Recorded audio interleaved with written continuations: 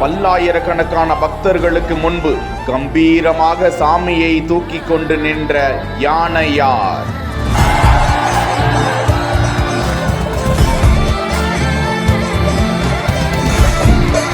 கோலாகலமாக தொடங்கிய திருச்சூர் பூரம் திருவிழா.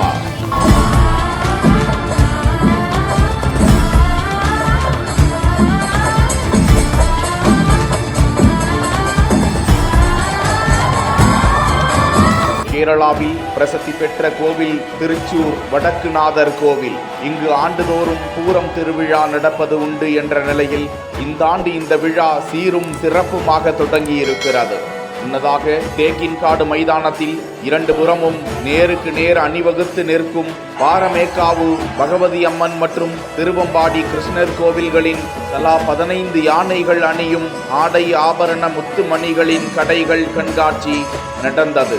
யானை சமயம் என்று அழைக்கும் இந்த கண்காட்சியை ஏராளமானோர் கண்டுகளித்தனர். தொடர்ந்து மாலை 7 மணிக்கு கோலாகலமான வான வேடிக்கை நடந்தது.